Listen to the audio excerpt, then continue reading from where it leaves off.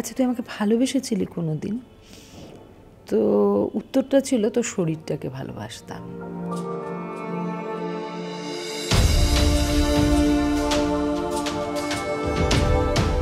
কি মনে হয় যে এখন যার জন্য তোমার জীবন পরিপূর্ণ, ভবিষ্যতে আইনি শিলমোহর দেওয়ার কি ইচ্ছা আছে এই সম্পর্কটা?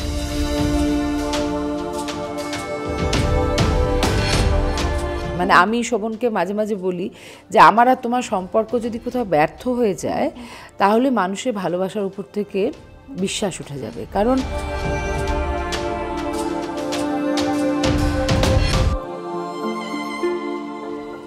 বিগত বেশ কিছু বছর ধরে যিনি চর্চার শিরোনামে, যার সাজগোজ নিয়ে চর্চা, যার শাড়ি নিয়ে চর্চা, যার নাচ নিয়ে চর্চা, সর্বোপরি তার সম্পর্ক নিয়ে চর্চা, এহেন চর্চিত মানুষ বৈশাখী ব্যানার্জি। নিউজ নাও কথোপকথনে আজকে স্বাগত জানাচ্ছি বৈশাখী ব্যানার্জিকে। বৈশাখী দি, নমস্কার। নমস্কার।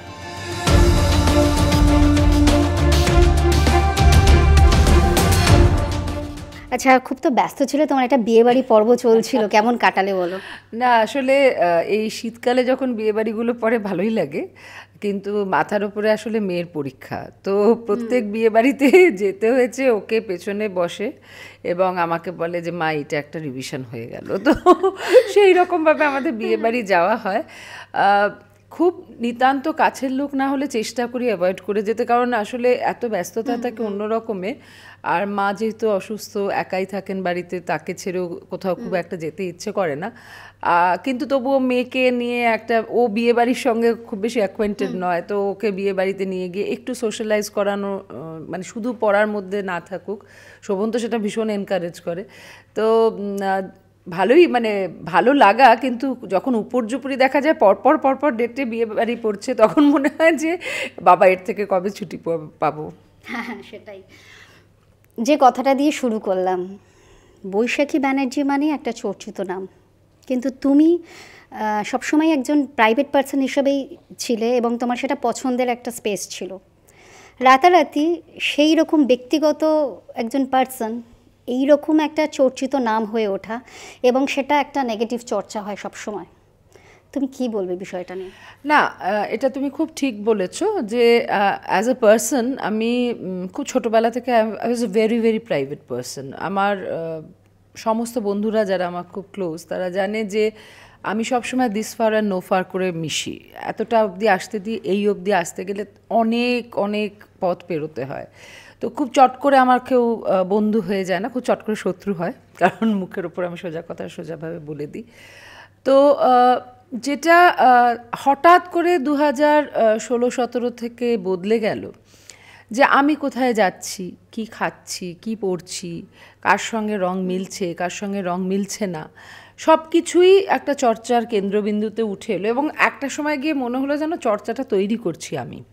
সেটা আমার কাছে খুব মনের দিক দিয়ে একটা বিতৃষ্ণার কারণ আমি সত্যি কথা বলতে যখন এরকম হয়েছে যে আমি কোথাও গেছি এবং হঠাৎ করে লোকজন এসে বলেছে আপনি বৈশাখী ব্যানার্জি না, তো আমার তো সেটা খুব একটা ভালো লাগেনি। কেন, আমি হয়তো গেছি একটা বাজার করতে, আমি হয়তো গেছি মেয়ের একটা জামা কিনতে, তার একটা জুতো কিনতে, সেই সময় বৈশাখী ব্যানার্জি ব্যক্তিগত জীবনে এসে সেখানে ঢুকে পড়বে, এটা খুব একটা কাম্য নয়। পরবর্তীকালে যখন কলেজে পড়াতে গেছি এবং ফিসফাস চলছে, সেটাও আমার কাছে খুব একটা কাম্য ছিল না। তো এই যে হঠাৎ করে রাতারাতি জীবন বদলে যাওয়া, আমার সব কিছু প্রায় জনতার স্ক্রুটিনিতে চলে আসা, এটা নিশ্চয়ই আমাকে পীড়া দিয়েছে। কিন্তু আমি হঠাৎ করে এটার থেকে শক্তিও সঞ্চয় করেছি। যখন জীবনের দুর্বলতম মুহূর্ত আসে, সেখানেই তোমার সবচেয়ে বড় শক্তি খুঁজে পাও তুমি। তো আমি বুঝলাম যে যত আমি ভেঙে পড়ব তত আঘাতের মাত্রা তীব্রতর হবে। তো আমি দেখলাম যে কারা আমায় আঘাত দিচ্ছে, তারা আমার জীবনে কখনো কোনো ভালো কিছুতে কন্ট্রিবিউট করেনি।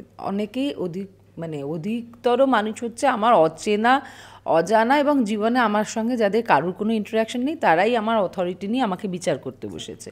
তো আমার মনে হলো যে এদের কথা আমি কেন পাত্তা দেব। এবং আমার মনে হয় যে যেমন ফ্রিডম অফ এক্সপ্রেশন আছে, তেমনি ফ্রিডম টু ইগনোরও আছে। তো আমি সঙ্গে সঙ্গে ঠিক করলাম যে এদিকে ইগনোর করাটাই এদের জন্য একমাত্র ওষুধ।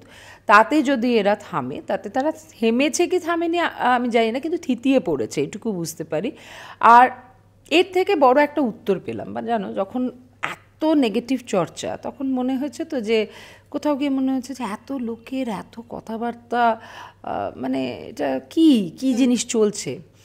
তখন যখন বেরোতাম আর কেউ কেউ এসে জড়িয়ে ধরে বলতো যে আপনি খুব লড়াই করছেন, খুব ভাল লাগে, এইরকমভাবে লড়বেন, তখন বুঝলাম যে না, আমার ওই রুখে দাঁড়ানোটা অনেক মানুষের কাছে একটা শক্তি। তো আমাকে সেই শক্তির প্রতীক হতেই হবে, কারণ আমি যদি আজকে ভেঙে পড়ি, অনেকে যারা আমাকে দেখে লড়াই করতে শিখছে তাদের অর্ধপথে গিয়েই তারা লড়াইটা ছেড়ে দেবে, সেইটা সম্ভব নয়।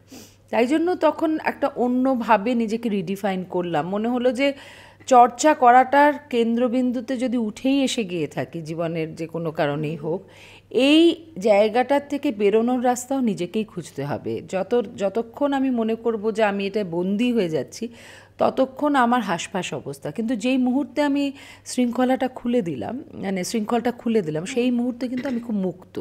আমার তখন আর মনে হয় না আশপাশে কে ফিসফাস করলো, তা মনে হয় না কে লুকিয়ে লুকিয়ে আমার ছবি তুলছে, মনে হয় ভালোই তো, এত সময় দিচ্ছে আমার পেছনে, মন্দ কী, মানে আমি তো কারুকে পাত্তা দিই না, তাহলে আমাকে অকারণ এত পাত্তা যারা দিচ্ছে তাদেরকে আমার এক এক সময় অনুকম্প হয়, করুণা হয়, মনে হয় যে জীবনে কত ভালো জিনিস আছে করার, বৈশাখী ব্যানার্জি পেছনে লাগা ছাড়াও কিন্তু কত সুন্দর করে তারা টাইম ডিভোট করছে।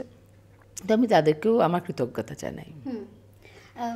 তবু তুমি প্রেসিডেন্সি কলেজের ছাত্রী, তুমি একজন কলকাতার নামী কলেজের অধ্যাপিকা, তুমি নিজ গুণেই, তোমার পরিচিতি তোমার নিজ গুণেই, তবু সেই সমস্ত রকম তোমার চরিত্রের, মানে তোমাকে সেইগুলোকে নিয়ে কখনো কোথাও কোনো কথা হয় না, শুধুমাত্র তোমাকে একদম নেগেটিভভাবে, তোমাকে সবসময় এই যে তোমাকে নিয়ে চর্চা, এইটা একটা কথা বলি, খুব সঠিকভাবে বলছো যে আমাকে মূল্যায়ন করতে গেলে কি কি দিয়ে মূল্যায়ন করতে পারতো, আমার শিক্ষা দিয়ে করতে পারতো, সংস্কৃতি দিয়ে করতে পারতো, কিন্তু হঠাৎ করে আমার পরিচয় হয়ে দাঁড়ালো শোভন বান্ধবী। হ্যাঁ, তা আমি না খুব ছোট বয়সে বাবাকে বলতাম, বাবা একদিন বলেছিল যে তোর কি পরিচয় আছে আমার ডিকে ব্যানার্জির মেয়ে ছাড়া, তখন কথাটা আমি খুব ছোট বয়সে বলেছিল, আমি তখন বলেছিলাম যে একদিন you will be proud that you are Baishakhi Banerjee's father. তো এরকম একটা ঘটনা ঘটে যে আমার বাবার ফ্ল্যাটে একটা সমস্যা হচ্ছিল, তখন আমার একজন পরিচিত বন্ধুকে আমি ফোন করে দেওয়াতে পুলিশের থেকে সেটা খুব তাড়াতাড়ি অ্যাকশন নেয়। তো তখন লাস্টে বলেছে যে you are Baishakhi Banerjee's father, so that's why we are glad to do this. তা আমি তখন আমার কিন্তু কথাটা বলেছিলাম আমার মনে নেই, কিন্তু আমার বাবা আমাকে বললো যে তুই কিন্তু ঠিক সেই রিভেঞ্জটা নিয়ে ছাড়লি, আজ তুই বৈশাখী ব্যানার্জির বাবা হিসেবেই আমাকে পরিচিত করলি।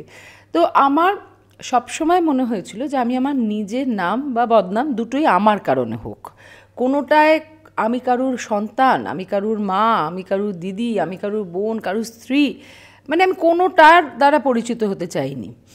কিন্তু হঠাৎ করে একটা উঠলো কি যে শোভন বান্ধবী বৈশাখী, আর কোনো পরিচয় নেই। হ্যাঁ, আচ্ছা, এইবার একটা খুব মজা আছে যে কেন বলো তো আমার প্রেসিডেন্সির পরিচয়টা নিয়ে কলকাতা বিশ্ববিদ্যালয়ে পড়েছি, যাদবপুর বিশ্ববিদ্যালয় থেকে ডক্টরেট করেছি, আমার যা যা গুণ আছে হয়তো অনেকের তা নেই, কেউ আমার মতো আর্টিকেল লেখেনি, কেউ কারুর বইয়ে আর্টিকেল ছেপে বেরোয়নি, তাহলে সেগুলো নিয়ে কেন চর্চা হয় না? চর্চা হয় না একটা বড় কারণ হচ্ছে যে সেখানে আমার সমতুল্য লোকের সংখ্যা কম। যারা চর্চা করছে তারা কখনো না কখনো তোমার মতো হতে চেয়েছে, হতে পারেনি, ফ্রাস্ট্রেশনে তোমাকে নিয়ে চর্চা করে। তো এটা খুব স্বাভাবিক যে যে সমস্ত লোকেরা আমার থেকে অনেক উচ্চ মার্গের, যাদেরকে দেখে আমি বড় হয়েছি, শিখেছি, তারা কোনো দিন কারুকে নিয়ে চর্চা করেন না। বৈশাখী ব্যানার্জি তো ছেড়ে দাও, কারুকে নিয়ে করবে না, কারণ তারা নিজেদের জীবনে ব্যস্ত। অলস মস্তিষ্ক হচ্ছে শয়তানের কারখানা। হ্যাঁ, আর স্মার্টফোন নামক আনস্মার্ট জিনিসটি যখন ঘরে ঘরে প্রায় পৌঁছে গেছে, সেইটা যেই মুহূর্তে আমার হাতে থাকে তখন আমরা কিন্তু আর কেউ কমিউনিকেট করি না, আমরা কি করি, কন্ডেম করতে বসি সঙ্গে সঙ্গে। কারুর একটা কিছু পেয়েছি, এর বাড়িতে অমুকে গেছে, এটা নিয়ে দুটো কমেন্ট করে দিই, ওখানে সে বেড়াতে গেছে, এটা নিয়ে দুটো কথা বল, মানে কথা বলার অধিকার জন্মে গেছে প্রত্যেকটা মানুষের, বুঝেছো? এবং আমি না যখন আমাকে নিয়ে এই যে ট্রোলিং হতো, প্রথম কথা আমার আমি আই এম ভেরি ব্লেসড। কেন? কারণ আমি সোশ্যাল মিডিয়ার থেকে এত দূরে খুব কম সময় পাই, যে কারণে আমার যদি কেউ ফেসবুক পেজ দেখে, দেখবে আমি আমি এই গতকালই আমাকে একজন খুব বকাবকি করছিল যে সে আসামেই আছে, সে ভেবেছে আমি এখন আসামে, কারণ আমি আসামের ছবিটা এখন পোস্ট করেছি, আমি গেছি কিন্তু ডিসেম্বর মাসে। তো আমি এত ইরেগুলার ইন মাই পোস্টস, আমি জাস্ট ওটা রাখি কেন, কারণ আমার অনেক দূরে দূরে বন্ধুরা, তারা বাচ্চাটা কতটা বড় হচ্ছে দেখতে চায়, কোথায় গেছি দেখতে চায়, আমি মাঝে মাঝে তাদেরকে খবর দিই যে আমি আছি। তো সেইটুকু বাদে আমি সোশ্যাল মিডিয়া থেকে অনেক দূরে, কাজে কে আমাকে নিয়ে কী চর্চা করছে আমি খুব বেশি সেটা নিয়ে আমার কোনো ধারণাও নেই আর ইন্টারেস্টও নেই। কিন্তু যখন এই চর্চাটা হচ্ছিল তখন আমি দেখছিলাম যে কারা করছে, মানে এটা খুব ইন্টারেস্টিং একটা স্টাডি। আমি ভাবলাম যারা আমাকে কুমড়ো পটাশ বলছে বা তাতা থই থই নিয়ে এত কথা বলছে, তারা নিশ্চয়ই সবাই একেবারে জিরো ফিগারের হবে, অসাধারণ অসামান্য সুন্দরী হবে।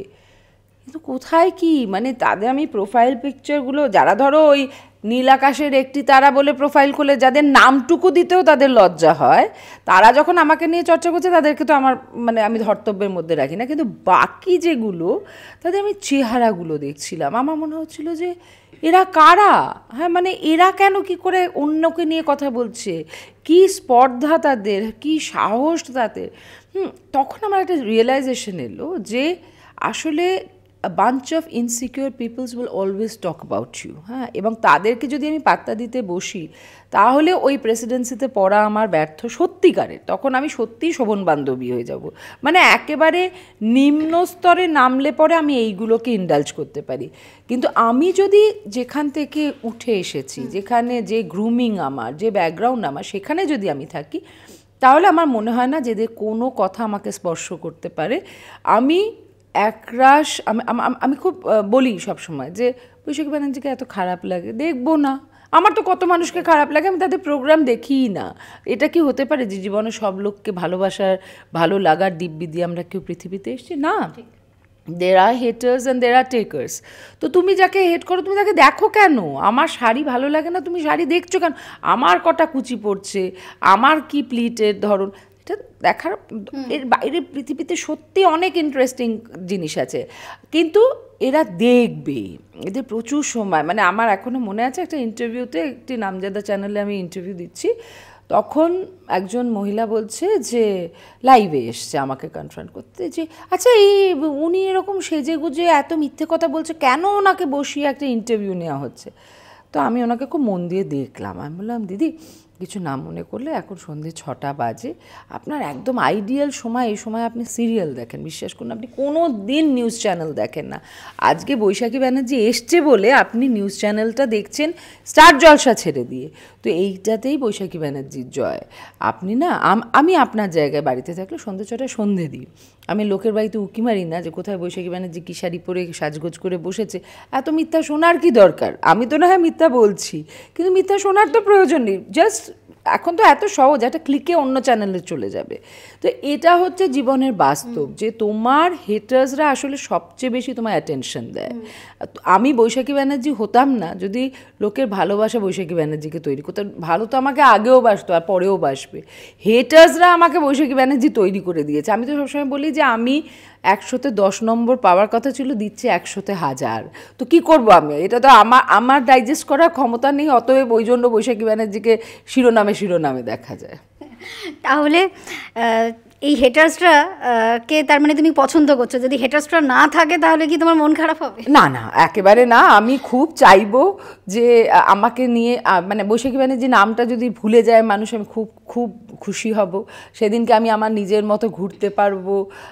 নিশ্চয়ই যে সমস্ত মানুষরা আমাকে এসে আমার সঙ্গে ভালোবেসে সেলফি তোলে, আমার ভালো লাগে, এটা অস্বীকার কোনো করার জায়গা নেই।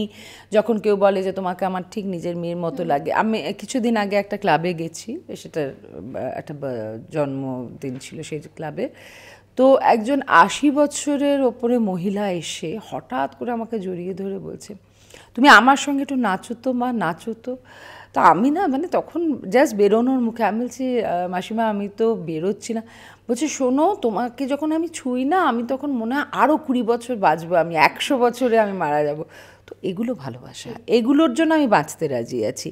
কিন্তু কে বৈশাখীকে তাতা থই থই নিয়ে ট্রোল করছে, কে বলছে তিনসুকিয়া থেকে ফোন এলো, ওগুলো আমার কাছে একদম ম্যাটার করে না। কারণ আমার মনে হয় যে যারা বলছেন, যারা চর্চা করছেন, তাদের হিংসাকে আমি সম্মান জানাই। তারা তোমাকে গিয়ে কোথাও গিয়ে পছন্দও করছে নাকি? কি বলবো তুমি? না না, পছন্দ করে না, করছে হয়তো। একদমই যদি পছন্দ না করি তাহলে আমি এতটা টাইম ইনভেস্ট করছি কি করে? এইটা আসলে তুমি তোমার স্যানিটি অফ মাইন্ড আছে বলে তোমার প্রশ্ন আসছে যে আমি কেন আমার টাইমটা ইনভেস্ট করব। কিন্তু বিশ্বাস করো এদের কাছে টাইমের ইনভেস্টমেন্টের কোনো বোধই নেই। এরা এত নির্বোধ, আমি বলছি উইথ ডিউ রেসপেক্ট। এবং আমাকে অনেকে প্রশ্ন করে যে এদের বোধহয় পড়াশুনোর অভাব। আমি বললাম না না, আমি তো দেখেছি অনেকে অত্যন্ত উচ্চশিক্ষিত, প্রেসিডেন্সির আমার ব্যাচমেটরা। আমি দেখছি একদিন আমার একটা পুরনো ছবি শেয়ার করে অ্যাটলিস্ট মানে 7 ঘন্টা থেকে 8 ঘন্টা চর্চা চলছে আমাকে নিয়ে। আমার দেখে মনে হলো যে এরা কারা, এরা আমার সঙ্গে পড়েছে। হ্যাঁ, কী চর্চা, আচ্ছা ওকে কিরম বয়স্ক দেখতে লাগছে না, ও কেন সবসময় শাড়ি পরে। একজন বললো ও শাড়ি কবে থেকে পরে। আমি না প্রত্যেককে ভাবলাম যে আচ্ছা এরা সব আমার ব্যাচমেট, সব একই প্রতিষ্ঠান থেকে বেরিয়েছি, কিন্তু এত মানে এদেরকে মিডাইভেলও বলতে পারবো না, সব প্রিমিটিভ মানসিকতা। হ্যাঁ, এবং বডি শেমিং করছে কত আনন্দের সঙ্গে, ঠিক মনে হচ্ছে যেন কলতলা ঝগড়া করছে। কেউ মনে হচ্ছে যে ওই পাশে মানে সবসময় তো পরচর্চা পরনিন্দাটা দেখবে সবসময় ধরে রাখবে মেয়েদের জন্য, মেয়েরাই করে, মেয়েদের প্রচুর সময়। কত ছেলেকে যে আমি দেখছি আমাকে নিয়ে কমেন্ট করছে, তাদের মধ্যে অনেকে কিন্তু বেশ ব্যর্থ প্রেমিক আমার, ঠিক আছে, তারাও কত কি বলছে অথরিটির সঙ্গে। তো আমি পড়লাম, পড়ে ভালো লাগলো, মনে হলো যে প্রেসিডেন্সিতে এরাও তৈরি হয়েছে, আমিও তৈরি হয়েছি। কিন্তু আমি কিন্তু এখনও আমার নামে পরিচিত, আমাকে আমার দিদিমার নাম ভাড়া করতে হয় না, বাবার নাম নিতে হয় না পরিচিত হওয়ার জন্য, কিন্তু এদেরকে নিতে হয়। এরা নিজেরা বেসিক্যালি এত প্যারাসাইটস। হ্যাঁ, এবং যারা তুমি জানবে যে অন্যকে নিয়ে চর্চা করে শিরোনামে উঠে আসে, ধরো অনেকে বলে যে এই যে আপনাকে নিয়ে অনেক মিমিক করেছে, গান বেঁধেছে, এসব তাদের তুমি ভাবো না যে তাদের, আমি না একবার একটা এই চ্যানেলের বিরুদ্ধে আমি শোভনকে বললাম যে আমি মানহানির মামলা করব, কেন এই ধরনের মিথ্যে কথা বলেছে। তো শোভন বলল আচ্ছা বৈশাখী ব্যানার্জি নামটা ব্যবহার করার পরে ওর টোটাল ভিউ হচ্ছে 19টা, তার আগেরগুলো 4-5টা ভিউ আছে। তো তুমি এই 19টার থেকে ওকে 19,000 লোকের কাছে নিয়ে যাবে, যেই মুহূর্তে তুমি মামলা করবে না ওর গুরুত্ব 100 গুণ বেড়ে গিয়ে হবে যে বৈশাখী ব্যানার্জি এর। তো আই রিয়েলাইজ যে হ্যাঁ, মানে আমাকে আজকে যেরকম দেখছো এতটা মনের দিক দিয়ে শক্ত, এটা করার পেছনে শোভনের একটা হাত আছে। যে ও আমার সবসময় বলতো যে বৈশাখী তুমি কাকে পাত্তা দিচ্ছ, যাকে তুমি পাত্তা দিচ্ছ আগে তোমাকে বুঝতে হবে সে তোমার সমকক্ষ কিনা। এই জায়গাটা যদি ও আমাকে না বোঝাতো হয়তো আমি অনেক বেশি ডিস্টার্ব থাকতাম, আমি পার্টার্বড হয়ে যেতাম। আর একটা জিনিস আমাকে খুব হেল্প করে কি বলতো, আমি না 24 ঘন্টার মধ্যে 5-6 ঘন্টা যদি খুব ব্লেসড হয়ে ঘুমোতে পারি, তো বাকি সময়টা আমার মেয়ে, শোভন, মা বা এই যে যারা আমার পরিবারের মধ্যে আছে, যারা আমার 24 ঘন্টা থাকে সাথে, এদেরকে নিয়ে আমি এত ব্যস্ত থাকি যে আমার কখনো মনে হয় না যে অন্য কারোকে নিয়ে চিন্তা করি, তারা আমাকে নিয়ে কি বলছে। আসলে মানুষ নিজের জীবন নিয়ে এত কম ব্যস্ত, এত অন্যের জন্য ভাবার সময় আমাদের না, সেই জন্য না আমরা সবসময় এই যে আজকে এত সম্পর্কে ব্যর্থ হয়ে যায়। তুমি কি ভাবছো যে কটা, আমার তো না হয় ডিভোর্স হয়েছে, যারা স্বামী স্ত্রীর মতো ঘর সংসার করছে তাদের কত কত ফাটল আছে। সেই ফাটলগুলো তৈরি হচ্ছে আমরা নিজেদেরকে ইন্ট্রোস্পেক্ট না করে আমরা সবসময় বাইরের জগৎটা নিয়ে ব্যস্ত। যে সময়টা বৈশাখী ব্যানার্জিকে নিয়ে কমেন্ট করছে না, সেই সময় হাজব্যান্ড অন্য কারোর সঙ্গে চ্যাট করছে কিনা যদি নজর দিত তাহলে তাদের সম্পর্কগুলো অনেক বেটার হতো। তো সেই জিনিসটা আসলে আমার মনে হয় যে একটা শ্রেণীর মানুষ সবসময় থাকবে, এবং যারা আশা করছে যে আজকে 2023 বলে এরকম হচ্ছে 2053 গিয়ে হবে না, একদম থাকবে, 2053তেও থাকবে। ফর্মটা চেঞ্জ করে যাবে, তখন নতুন নতুন ফর্ম আসবে ক্রিটিসিজমে, but they will be critics. And তুমি যদি তোমার ক্রিটিক্সদের দ্বারা সত্যিকারের তোমাকে যদি একবার পিছনে টেনে নিয়ে যেতে পারে, তাহলে আমার মনে হয় যে অবয়বে মৃত্যু তো অন্যরকম, কিন্তু মানসিক মৃত্যু তোমার অনিবার্য। আর মেয়েদেরকে মানসিকভাবে মার্ডার করার জন্য, I am not talking about death, I am talking about murdering your mental strength, সেইটার সংখ্যা অনেক বেশি সমাজে। সেটা যদি মেয়েরা না বুঝতে পারে, সেখানেই আমার মনে হয় আমরা হোঁচট খাই। তুমি বলেছো তোমার বিয়েটা তোমার জীবনে একটা বিপ্লব ছিল, তখন তোমার বয়সটা অনেক কম।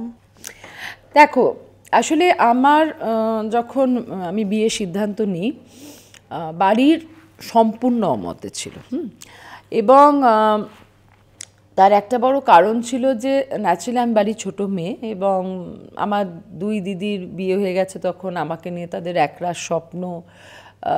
প্রত্যেকে চায় তাদের সন্তান ভালো এস্টাবলিশ ফ্যামিলিতে, এবং আমার বাবা ধনী পরিবারের ছেলে, এবং বাবা মা দুজনে চাকরি করতেন, অতএব আমরা কখনো অর্থনৈতিক অভাব দেখিনি, সাচ্ছল্যের মধ্যে বড় হয়েছি।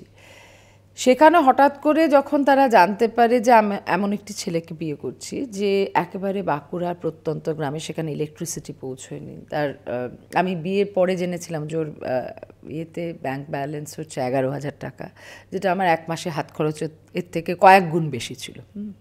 তো আমি শুধু ছেলেটির পড়াশুনো দেখে বিয়ে করতে চেয়েছিলাম।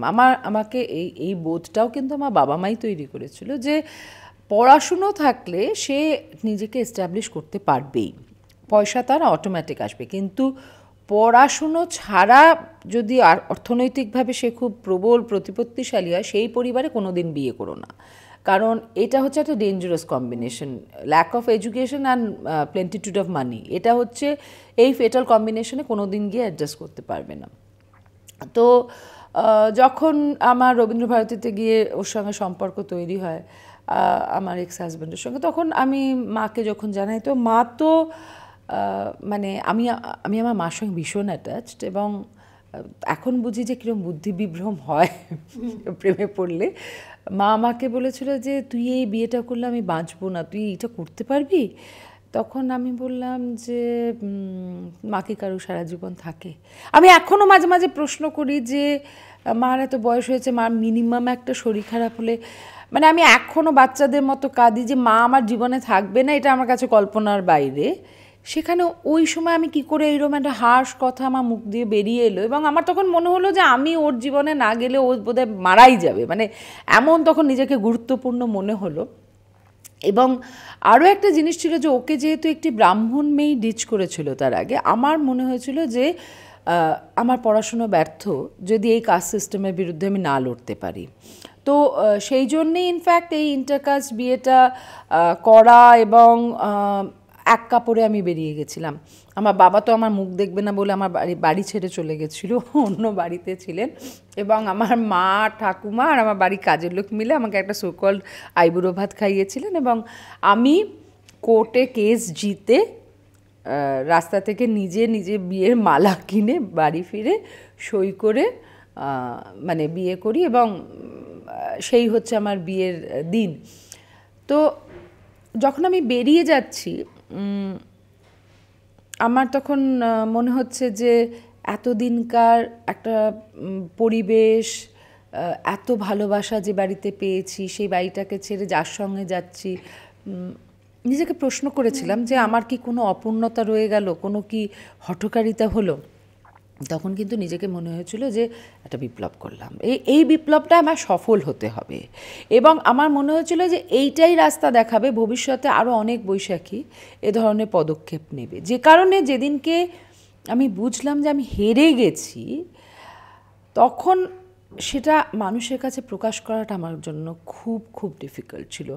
আমাকে অনেকে বলেছে যে বৈশাখী এত প্রতিবাদী ছিল, যে শাসকের রক্তচক্ষুকে উপেক্ষা করেছে, যেই শাসকের ভূমিকায় থাকুক না কেন সেই দলের সঙ্গে লড়েছে নিজের কর্মক্ষেত্রে, সে কেন দিনের পর দিন বাড়িতে এত অত্যাচারিত হয়েছে।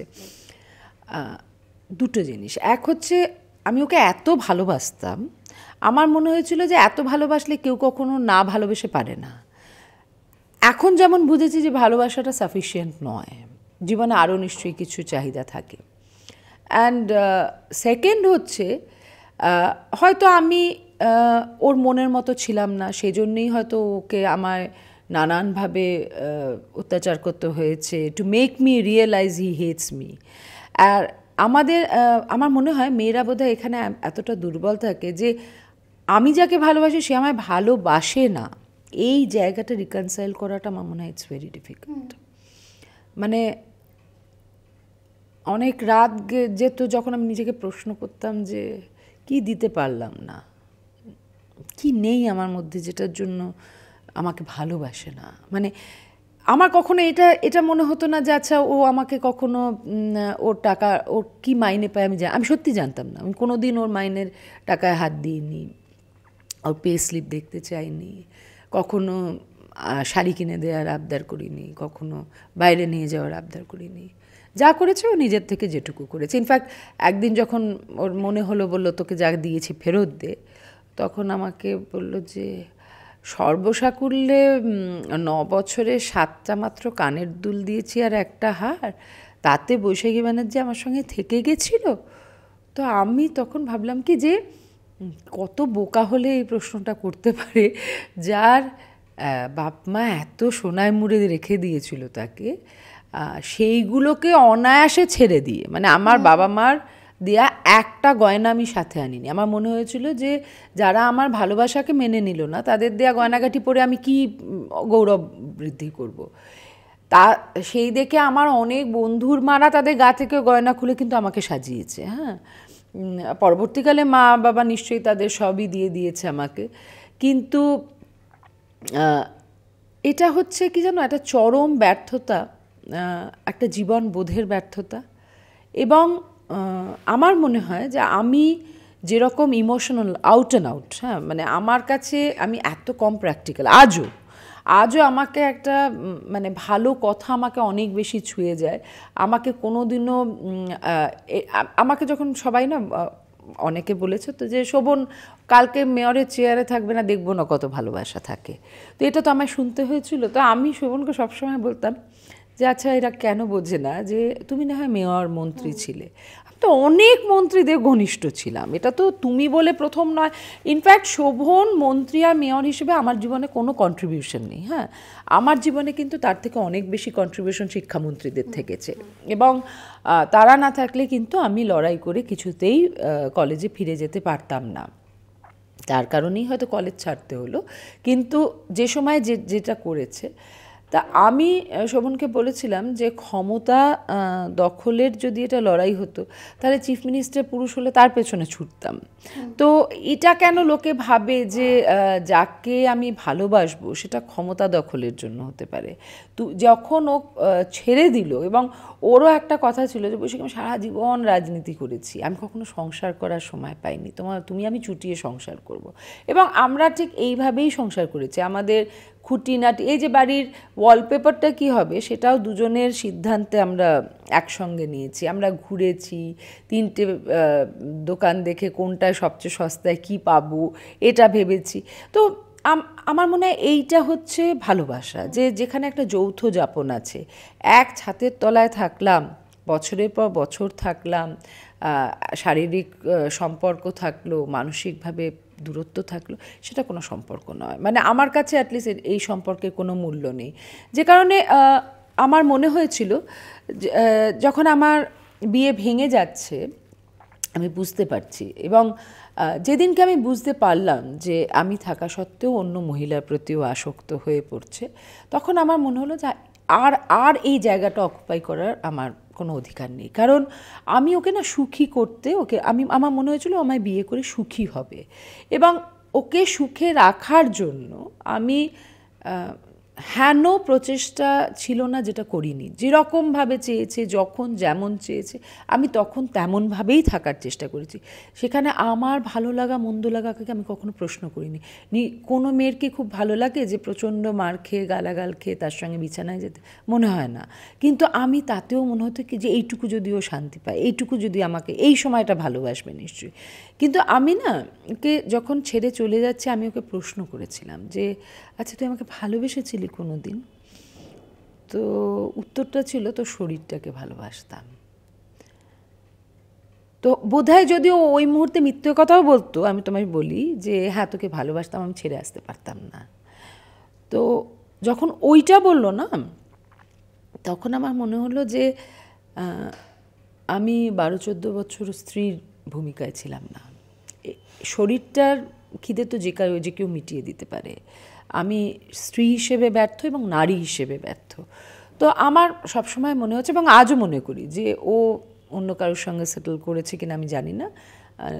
ভালো যখন বাঁচত নিশ্চয়ই, আমি ওকে যতদূর জানি ও তার সঙ্গে সেটেল করারই ছেলে, তো নিশ্চয়ই সেটেল করবে, সুখে থাকবে। কিন্তু আমি এটাই চাইবো যে আর যেন কারুর পরিণতি বৈশাখীর মতো না হয়। মানে আমার সন্তানকে আমার কারণে যা যা দেখতে হয়েছে সেটা যেন কারুর সন্তানকে না দেখতে হয়। ওর যদি মানে ভবিষ্যতে কোনো সন্তান হয়, সে যেন দেখে যে তার মাকে সে সম্মান করে, তার বাবা। কারণ ছোট ছোট বাচ্চারা না খুব সেন্সিটিভ হয়, জানো তো। মানে আমরা হয়তো ভাবি ওদের বোধ নেই, বুদ্ধি নেই, ওরা আমার তোমার থেকে অনেক বেশি সেন্সিটিভ। কারণ ওদের তো পলিউশন নেই, ওদের তো সমাজে প্র্যাকটিক্যাল লেসন্সগুলো ওরা এখনও পায়নি। ওরা ওই জন্য যা ভাবে they feel from the heart. তো ওই জন্য তাদের সামনে যদি মাকে অপমানিত হতে দেখে, খারাপ ব্যবহার পেতে দেখে, মানে আমি দেখেছিলাম একসময় আমাকে মানুষ কাঠগড়ায় তুলেছিল যে সন্তানকেও বাবার কাছে রেখে দিয়ে নিজে ফুর্তি করছে। মানে এত প্যাথেটিক ছিল যে শুধুমাত্র মনোজিৎ যাতে একা না হয়ে যায়, আমি আমার বাচ্চাটাকে খানিকক্ষণের জন্য ওর কাছে রাখতাম, যে ঠিক আছে আমার সঙ্গে সম্পর্ক নষ্ট হয়েছে, একটা বন্ডিং থাকুক। মা বাবা তো আলাদা হয়, হ্যাঁ, স্বামী স্ত্রী আলাদা হতে পারে। তখন আমার ওর যে আয়া ছিল সে আমায় বললো, বৌদি কেন পাঠাও ওকে ওই বাড়িতে? দাদা তো নিজের ইন্টারভিউ, নিজের ফোন নিয়ে ব্যস্ত থাকে, ও বেচারা এই ঘর ও ঘর ঘুরে বেড়াচ্ছে, খাওয়া দাওয়ার ঠিক নেই। তখন আমি দেখলাম কি যে না, এটা আমি আমার বাচ্চাটার ওপর, এবং তুমি জানো না আমার মেয়ে এত মানে নন কমপ্লেনিং একজন পার্সন, যে এত কিছু যে ওর সঙ্গে ঘটেছে। আমি যেদিনকে ওকে প্রশ্ন করলাম যে মাম্মা তোমার ওই বাড়িতে যেতে ভালো লাগে না, আচ্ছা না মা, আমাকে তুমি ওখানে পাঠিও না। আমি বললাম তাহলে তুমি এতদিন বলোনি কেন? তুমি যে আমায় বলেছিলে যে তুমি আমায় যদি ভালোবাসো বাবার কাছে গিয়ে খানিকক্ষণ থাকো। তো আমাকে ভালোবেসে না ও এত বেশি স্যাক্রিফাইস করেছে যে আমার সবসময় মনে হয় যে আর কারুর সন্তান, মানে মনোজিতের যদি ভবিষ্যতে কোনো সন্তান হয়, তাকে যেন এই দুঃখের দিন না দেখতে হয়। সেখানে যেন ও পরিপূর্ণ বাবা, মানে আমার কিরকম মনে হয় জানো, হয়তো ও খুব শিক্ষিত, ভীষণ খুব কম বয়সে একটা বড় জায়গায় পৌঁছেছে, সবই ঠিক আছে, কিন্তু ও না বর্ন ব্যাচেলার। ও সংসার করার জন্য যে মানসিকতা, ওর একটা গার্লফ্রেন্ড থাকলে ইটস ভেরি গুড, কিন্তু বিয়ন্ড দ্যাট আমার মনে হয় স্ত্রী হতে গেলে যে অধিকার থাকে, সেই অধিকার দিতে ও বোধহয় কারুকে রাজি নয়। ওর বোধহয় স্ত্রীকে মনেই হয় একটা এমন জায়গা যেটা শুধুমাত্র শারীরিক খিদে মেটাবার জায়গা, আর তারপরে সেই স্ত্রীর প্রতি আবার যদি কারুর কোনো অন্য দৃষ্টি পড়ে, তখন মনে হবে যে স্ত্রী সবসময় সেই পুরুষের সঙ্গে বোধহয় কোনো না কোনো সম্পর্কে লিপ্ত হয়ে যাচ্ছে। আসলে বিপ্লব যখন ব্যর্থ হয়ে যায়, তখন যে মানুষটা একটা দৃষ্টিভঙ্গি নিয়ে বিপ্লব করেছিল তার যন্ত্রণা সারা জীবনে মেটার নয়। কিন্তু যে বিপ্লবে সামিলই হয়নি, আমাকে অনেকে যখন বলে যে আচ্ছা ও কখনো রিপেন্ট করে না, আমি বললাম যে আমি জানি না, নিশ্চয়ই করে না, কারণ ওর রিপেন্টেন্স বলে আমি কখনো কিছু দেখিনি। আমার মনে হয়েছে যে 12-14 বছর যে আমরা একসঙ্গে ছিলাম, he was never mentally with us, যে কারণে ও কখনো ওর সন্তানকে মিস করে না। এত বছর হয়ে গেছে সন্তানের সঙ্গে কখনো ও সন্তানের মুখ দেখেনি, জানে না কেমনভাবে বড় হচ্ছে, পড়াশুনোয় কেমন করছে। ও যখন ও না ইংরেজিতে একটু বলবো অন্য সাবজেক্টের তুলনায় অতটা ভালো করছিল না। তারপর আমি ওটা নিয়ে বসার পর ও ইংরেজিটা বেশ ভালো রেজাল্ট করলো। আমাকে ওর টিচার বলছে যে আপনি তো কোনো কসরত ছাড়েননি, দেখলাম এত ওকে পড়িয়েছেন, ও খুব ভালো করেছে। তা আমি তখন বেরিয়ে ভাবছি যে যার বাবা যাদবপুর বিশ্ববিদ্যালয়ে ইংরেজি প্রফেসর, তার সন্তানকে ইংরেজিতে ভালো করার জন্য আমাকে মানে শোভনের সঙ্গে কোর্ট থেকে ফিরে 1 ঘন্টা ঘুমিয়ে নিয়ে আমি সারা রাত জেগে ইংরেজিটা কারেকশন করতাম। কারণ আমার মনে হতো যে কানের পেছনে বাজতো যে তোর মেয়ে কখনো মানুষ হবে না। তো প্রথম থেকে ও তোর মেয়ে ছিল, এবং আমি এত খুশি যে কখনো আমাদের মেয়ে হয়নি। কারণ আমাদের মেয়ে হলে পরে হয়তো একটা টানাপোড়েন হতো। ও যেহেতু আমারই মেয়ে ছিল, সেই জন্য ও কিন্তু সম্পূর্ণভাবে মা ব্যতীত পুরো জগৎ ওর কাছে কিন্তু ইরেলিভেন্ট, এবং সেই জন্য আমার লড়াইটা অনেক সহজ হয়ে গেছে। কারণ আমি যদি দেখতাম না যে আমার বাচ্চা কোথাও টানাপোড়েনে পড়ে যাচ্ছে, ওর কোনো জায়গা হয়তো অপূর্ণ থেকে যাচ্ছে, আমি মাঝে মাঝে বলি, আচ্ছা তুই যে বাবার ভালোবাসা পাসনি বা বাবার পরিচয় তোর কাছে অত গুরুত্বপূর্ণভাবে আসেনি, তো কোনো কষ্ট আছে, তুই আমায় ফ্র্যাঙ্কলি বল। তো ও একটাই কথা বলে যে মা তুমিই আমার বাবা। এবং ফাদার্স ডেতে কিন্তু ও আমাকে একটা কার্ড দেয়, ও শোভনকে নিশ্চয়ই একটা ফাদার ফিগার মনে করে, কিন্তু আমি কোনো দিন শেখাইনি যে অন্যের বাবা তোমার বাবা, আমার কোনো প্রয়োজনই নেই। আমার মনে হচ্ছে শোভন যদি অ্যাফেকশনেট হয় অটোমেটিক একটা সুন্দর বন্ডিং গড়ে উঠবে, সেখানে না ওকে বাবি বলে ডাকতে হবে না। শোভন ওকে প্রথম দিন শিখিয়েছিল যে ও আমায় ও গিয়ে বলেছিল তোমাকে আমি কি ডাকবো, তখন অনেক ছোট, তখন বলল যে তুই তুই কী করছিলি এক্ষুনি, বলছে দুষ্টুমি। তা বলছে যে আমিও খুব দুষ্টুমি করি, তাহলে তুই আর আমি দুজনেই দুষ্টু, ঠিক আছে, তাহলে তুই আমাকে দুষ্টু বলে ডাকবি। তো সেই যে দুষ্টু ডাকা শুরু হয়েছে, আমাকে শোভনের ছেলেও জিজ্ঞেস করেছিল যে তোমার মেয়ে কেন বাবাকে দুষ্টু ডাকে। তো তখন আমি বললাম যে আমার মনের আক্ষেপ যে দুষ্টু লোককে দুষ্টু না ডেকে ও শোভনকে দুষ্টু ডাকে, কিন্তু দুষ্টু ডাকটা হচ্ছে শোভনের শেখানো। সেইটা পার করে নিয়ে বাইরের সমাজের কাছে ওর তো এত বন্ধু আসে, তাদের সামনেও তো আমি ওকে বলতে পারি যে ঠিক আছে তুমি দুষ্টুটা ডেকো না, ওদের সামনে বাপি ডাকো বা কিছু একটা অন্য নামে ডাকো। আমি কোনো দিন শেখাইনি, কারণ আমার মনে হয়েছে this is between Shobhan and my child. যেদিনকে দুজনের মনে হবে যে সম্পর্ক রিডিফাইন করা দরকার, একটা নতুন নামে রিডিফাইন করা দরকার, করবে, নয়তো সারা জীবন ওর জীবনে। আমি তো মাঝে মাঝে শোভনকে বলি যে যেটা আমরা কেউ মুখের ওপর বলতে পারি না ওই তোমাকে বলে দুষ্টু। তো আমরা তো সবাই ভয়ে ভয়ে থাকি যে শোভন এত রাগী মানুষ, কখন কি বলবো রেগে যাবে, আর আমি আর শোভনের থেকেও রাগী মানুষ, শোভন ভাবে যে না জানি কি বিস্ফোরণ হবে। তো সেই জন্য না আমার মনে হয় যে জীবনে সব খারাপ জায়গার থেকে কিছু ভালো লাগা উঠে আসে। ধরো একটা পুরো ব্যর্থ বিপ্লব, কিন্তু তার মধ্যে থেকে উঠে এসেছে আমার মেয়ে। তো আমার মনে হয় আমার জীবনে যদি সবচেয়ে বড় পাওয়া থাকে, আমার বাবা মা যে বাড়িতে আমায় জন্ম দিয়েছেন সেটা আমার পাওয়া, আমার মেয়ে আর শোভন, এই তিনটে হচ্ছে আমার জীবনের স্তম্ভ, যারা প্রমাণ করে দিয়েছে যে জগতে যত আলোড়ন হোক না কেন, বাড়িটা যদি ঠিক থাকে না, বাইরের কোনো কালিমা এসে তোমাকে মানে এতটুকু ছাপ ফেলবে না তোমার জীবনে। আর যে সমস্ত মেয়েরা আত্মহননের পথ বেছে নেয়, ডিপ্রেশনে চলে যায়, আমি সব সময় বলি যে তাদের বাড়ি দুর্বল, কোথাও গিয়ে সেই সাপোর্টটা দিতে পারেনি, যে কারণে না আমার কোনো বন্ধু, আমার মেয়ের কোনো বন্ধুর মা যদি দেখি ডিস্ট্রেসে আছে, আমি তাদেরকে সময় দিই। আমার যত ব্যস্ত শিডিউল থাকুক, রাত্রি 12টা হলেও আমি তাদের সঙ্গে কথা বলি, কারণ আমার মনে হয় যে আমি ফরচুনেট ছিলাম যে বাড়ির লোকগুলো আমার মেজাজ সহ্য করেছে, আমার কষ্ট দেখে পাশে এসে দাঁড়িয়ে গেছে। কিন্তু এরা তো তত ফরচুনেট নয়, এরা কি হারিয়ে যাবে তাহলে? সমাজে তো আমার মনে হয় প্রত্যেকে বাঁচার অধিকার আছে। এবং কি জানো তো, একটা জিনিস হচ্ছে এই জীবনটা ভীষণ দুর্লভ।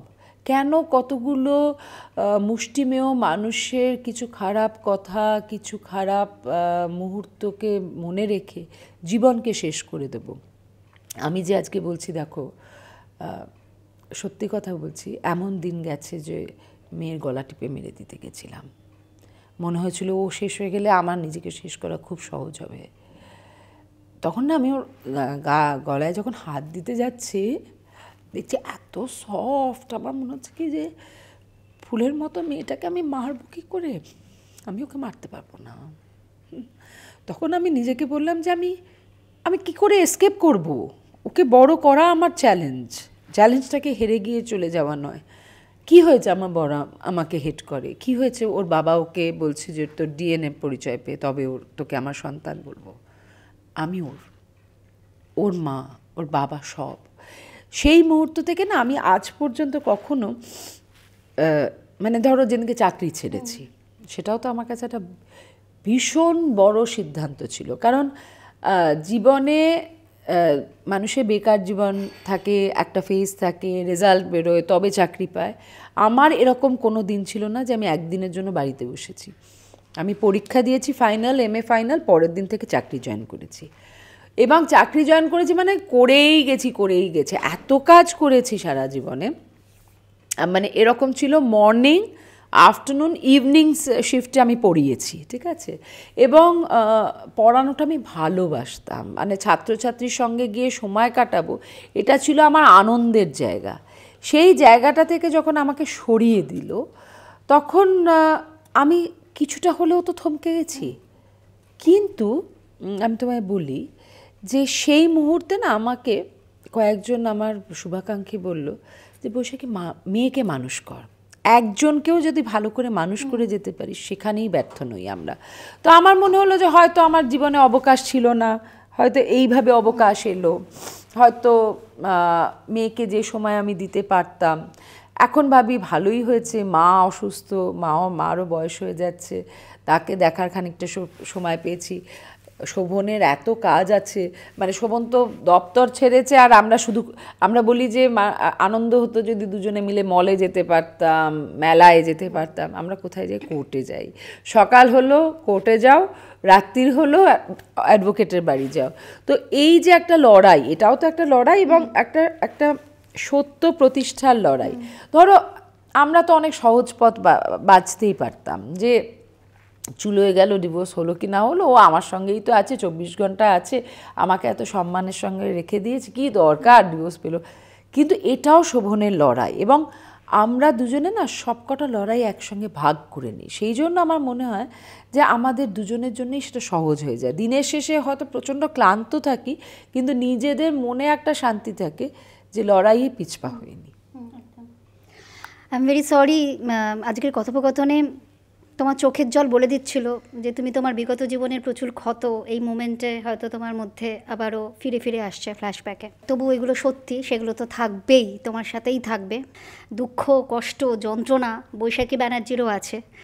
যে ব্যর্থ বিপ্লবের মধ্যে দিয়ে গেছো, কি মনে হয় যে এখন যার জন্য তোমার জীবন পরিপূর্ণ, ভবিষ্যতে আইনি শিলমোহর দেওয়ার কি ইচ্ছা আছে এই সম্পর্কটাকে? দেখো, আইনি শিলমোহর দেওয়ার ইচ্ছে আছে বলেই এই লড়াই। হ্যাঁ, আমি আবার বলছি যে শোভন আর আমার মনে আছে এখনও যে শোভন আমাকে একটা কথা বলেছিল, যখন আমি বললাম যে আমি বেরিয়ে এসে তোমার কাছে থাকবো। মানে ধরো আমার বাবা মা আর্থিকভাবে সচ্ছল ছিল, এই ছিল না যে আমি মনোজিৎকে ছেড়ে বেরিয়ে গেলে তারা আমাকে খেতে পড়তে দিত না।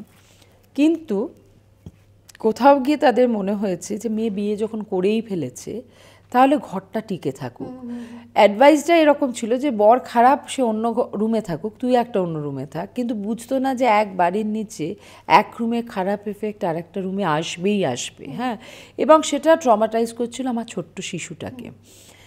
সব জেনেও কিন্তু একটা অদ্ভুত গোপনীয়তা বজায় রাখার একটা প্রেশার ছিল, যে সামনে যেন না আসে। সবই ঠিক আছে, মার খাচ্ছি, একটা মেকআপ করে যাচ্ছি, মারের দাগ লুকোচ্ছি, মনের ক্ষত লুকোচ্ছি হাসি দিয়ে। শোভন প্রথম বলেছিল যে তোমার বেরিয়ে আসা দরকার, এবং বেরিয়ে আসার দরকার, ঠিক আছে, কিভাবে থাকবো, কিভাবে চলবো, ওর জীবনে আমার কি স্থান হবে। ধীরে ধীরে সেটা রিডিফাইন করেছি আমরা। এবং আমার নিশ্চয়ই এটা মনে হয়েছিল যে সমাজ এটাকে কি বলবে, সমাজ কি নামে ডাকবে।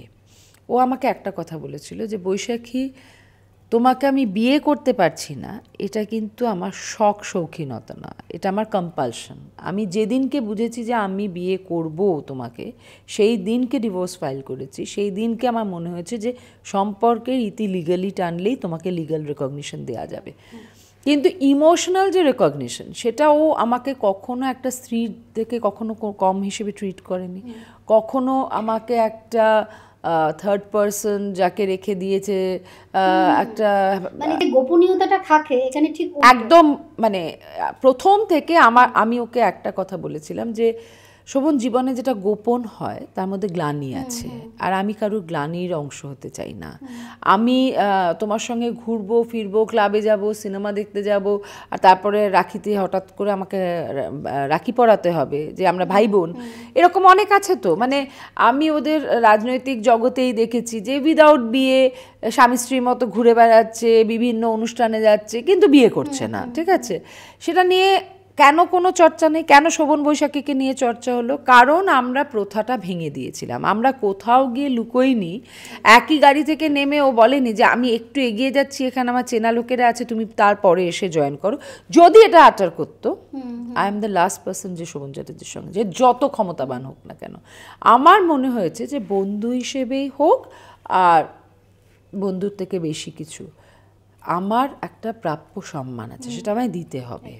তুমি যদি আমাকে লুকোবার চেষ্টা করো, আমি তোমাকে হেলায় ছুঁড়ে ফেলে দেবো। আমার মনে হবে যে তুমি আমার জীবনের অংশই নও। সেটা আমি সেক্ষেত্রে খুব রুথলেস, এবং শোভন সেটা জানে। তা আমাদের নিশ্চয়ই ইচ্ছে আছে আইনি শিলমোহর দেওয়ার, এবং সেটা কবে হবে সেটা তো আদালতের উপর নির্ভর করবে। কিন্তু এটা ঠিক যে আমার কারণে শোভনের বিবাহ বিচ্ছেদ হয়নি, না শোভনের কারণে আমার বিবাহ বিচ্ছেদ হয়েছে। আমার বিবাহ বিচ্ছেদ ওয়াজ অ্যাবসলিউটলি ক্লিয়ার টু এভরিওয়ান। সবাই জানতো এটা আজ হোক কাল হোক ভেঙে পড়বে, আমার শ্বশুরবাড়ির লোকেরাও জানতো। আর শোভনেরটাও শোভন আর রত্না জানতো, লোকের জানতো কি জানতো না, দ্যাটস ইমেটেরিয়াল। তো আমার এখানেই সান্ত্বনা যে আমি যার সঙ্গে আছি বা থাকি, তারা একটা জায়গায় গিয়ে সে আমাকে এমন একটা সম্মানের জায়গায় রেখেছে যেটা অনেক স্ত্রী তার স্বামীর থেকে পায় না। তো আমরা বলি না আমরা বেটার হাফ, আমরা ওর, but I think we constitute the best part of each of our life. কারণ আমাদের জীবনে যা কিছু ভালো সেটা ঢেলে দিয়ে এই সম্পর্কটা তৈরি হয়েছে। এখানেও বিপ্লব আছে। মানে আমি শোভনকে মাঝে মাঝে বলি যে আমার আর তোমার সম্পর্ক যদি কোথাও ব্যর্থ হয়ে যায়, তাহলে মানুষের ভালোবাসার উপর থেকে বিশ্বাস উঠে যাবে। কারণ আমাকে অনেকে ইন্টারভিউ নিতে এসে বলে যে আপনারা প্রমাণ করে দিলেন জীবনে ভালোবাসা দিয়ে কত যুদ্ধ জয় করা যায়। তো সেই জায়গাটা আমার মনে হয় যে বিপ্লব আজও আছে, বিপ্লব আগামীকালও থাকবে, এবং সেটায় জয়ী হওয়াটাই আমাদের আত্মবিশ্বাসের জায়গা। আগামী দিন বলে দেবে আমরা কোথায় যাব। তুমি বলেছিলে সঠিক সময় রাজনীতিতে ফিরবে, তো সেই সঠিক সময়টা কবে? দেখো, আমি মনে করি এখন একদম সঠিক সময় যখন শোভনের ফেরা উচিত। কারণ 2024-এর একটা বড় যুদ্ধ সামনে, সেখানে শোভনের মতো একজন রাজনীতিবিদের প্রচুর কিছু দেয়ার আছে। হ্যাঁ, এবং ও তো খুব ভালো সংগঠক। আমার মনে হয় যে সংগঠনের কথা ভাবলে পরে শোভন অপরিহার্য অংশ।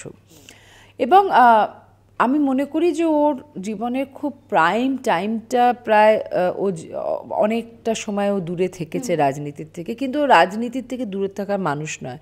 ও তো রাজনীতির থেকে দূরে থেকে এরকম হয়নি যে রাজনীতি করার ব্যাপারে অনীহা আছে। ও ভীষণ ভালো অবজার্ভ করে, এখনও খুব ভালো প্রেডিক্ট করে, মানুষের সঙ্গে টাচে আছে। তো আমি মনে করি যে নিশ্চয়ই সঠিক সময় আসতে চলেছে। এবং ওর দলের যিনি সুপ্রিমো, তার একটা বড় জিনিস হচ্ছে যে তিনি সঠিক সময়টা ঠিক বোঝেন, যে এই সময়েই একে ঠিক জায়গায় নিয়ে যাওয়া দরকার। তিনি যবে ঠিক মনে করবেন, আমার মনে হয় শোভন নিশ্চয়ই আবার অ্যাক্টিভলি ফিরবে। তবে যারা ওকে ভাবে যে ও অ্যাক্টিভ নয়, তারা আমার দুর্দশা দেখলেই বুঝতে পারবে যে আমার বাড়িতে পলিটিক্যাল অ্যাক্টিভিটি আর পলিটিক্যাল ইন্টারাকশন হয় না, এমন একটা দিন যায় না। ঠিক আছে, আমি ওই জন্য বলি যে বাবা, এর থেকে তুমি একেবারে 24 ঘন্টার রাজনীতিটা করো, কারণ এখন তো 24 ঘন্টায় তুমি 48 ঘন্টা ঢুকিয়ে দিতে চাও। ঘুমোতে গেলেও বলো এইটা দেখেছো তো, আমি তোমাকে এইটা বলেছিলাম, এইটা হবে। তো আমার কথা হচ্ছে যে তখন একটু সুখ দুঃখ ভাগ করে নেওয়ার লোক বেশি পাবো। তো সেইটা একটা বড় জায়গা। কিন্তু এটা ঠিক, আমি এখনও মনে করি যে শোভনের যে আদর্শগত জায়গা, ওর যে ভিশন আছে, কলকাতা নিয়ে ওর যে ভাবনা চিন্তা আছে, সেগুলো সত্যিকারের ওর এখনও কন্ট্রিবিউট করার মতো অনেকটা জায়গা আছে। সেটা ও যতটা তাড়াতাড়ি সম্ভব করলে পরে, শুধু আমি নয়, আমার মনে হয় ওর অসংখ্য মানুষ যারা ওকে ভালোবাসে তারাও খুব খুশি হবে। আমরা কথা বলতে বলতে একদম শেষে চলে এসেছি। আমাদের একটা চট জলদি সেশন আছে, যেখানে চটপট করে উত্তর দিতে হবে, আর একটু ডিপ্লোম্যাটিক আনসার দিলে হবে না। তোমার ক্যারেক্টারের একটা পজিটিভ পয়েন্ট, একটা নেগেটিভ পয়েন্ট। পজিটিভ পয়েন্ট হচ্ছে বোধহয় আমি সেলফলেস, আর নেগেটিভটা হচ্ছে আমি ভীষণ রাগী, বদরাগী। আচ্ছা, ভূতের রাজা এলো, তোমাকে দুটো বর দেবে বললো, তুমি কি চাইবে? মেয়ের পড়াশোনাটা তাড়াতাড়ি শেষ হোক, তাহলে অনেক বেড়াতে যেতে পারবো, আর মা, মেয়ে, শোভন সবাই সুস্থ থাকুক। জীবনের কোনো ঘটনা সকলেরই আছে, তোমার জীবনে তো আছেই, আমরা সকলে জানি। তবু কোন ঘটনা বা কোনো স্মৃতি যেটা তুমি ডিলিট করতে চাও, সেটা কোনটা হবে? আমার বিয়েটা। আচ্ছা, সবশেষে শোভন চট্টোপাধ্যায়কে যদি এক কথায় এক্সপ্লেন করতে বলা হয়, কি বলবে? এক কথায় তো শোভনকে বললে পরে ও লাফালাফি করবে, তো তবু বলবো একজন অসাধারণ মানুষ। কথোপকথনে আজকের মতো কথা শেষ, তবু রয়ে যায় রেশ। আজকের মতো যাবো, কিন্তু যাওয়ার আগে ডেফিনেটলি আমাদের গেস্টকে রিকোয়েস্ট করবো কিছু বলার জন্য। বসিকে দিয়ে তুমি তোমার পছন্দের কিছু একটা যদি বলো। এত কথা বলে ফেলেছি, আমার মনে হয় ওই শেষ হয়েও হইল না শেষ, তোমার কথার রেশ। শেষ কিছু কথা আমি শঙ্খ ঘোষের একটা কবিতার থেকে বলতে চাইবো। আমার খুব প্রিয় কবি ছিলেন এবং খুব প্রিয় মানুষও। শঙ্খ যেটু নেই আজকে, তার কবিতাগুলো প্রায়শই আমাকে খুব শক্তি দেয়। উনি আমাকে একটা কথা বলেছিলেন, যেটা দিয়ে ওনার কবিতায় যাব। আমার এক বন্ধু বলেছিল যে দেখুন না, বসে কি একদম প্র্যাকটিক্যাল নয়। তো উনি তো খুব চুপচাপ মানুষ ছিলেন, তা উনি খানিকক্ষণ চুপ করে বললেন যে গাছের সব পাতাগুলোই একদিন হলুদ হয়ে যাবে, ও যতক্ষণ সবুজ থাকে থাকুক না। তো ওনার কথাটাই যেন সারা জীবন সত্যি থাকে, যে আমি যতক্ষণ সবুজ থাকতে পারি আমি ততক্ষণ সবুজ থাকতে চাইব। ওনার একটা কবিতা পড়ব, শূন্যের ভেতর ঢেউ। বলিনি কখনো, আমি তো ভেবেছি বলা হয়ে গেছে কবে, এভাবে নিথর এসে দাঁড়ানো তোমার সামনে সেই এক বলা। কেননা নীরব এই শরীরের চেয়ে আরও বড় কোনো ভাষা নেই। কেননা শরীর তার দেহহীন উত্থানে জেগে যত দূর মুছে নিতে জানে দীর্ঘ চরাচর, তার চেয়ে আর কোনো দীর্ঘতর যবনিকা নেই। কেননা পড়ন্ত ফুল, চিতার রূপলি ছাই, ধাবমান শেষ ট্রাম সকলেই চেয়েছে আশ্রয়, সে কথা বলিনি? তবে কিভাবে তাকালো এতদিন জলের কিনারে নিচু জবা? শূন্যতাই জানো শুধু, শূন্যের ভিতরে এত ঢেউ আছে, সে কথা জানো না?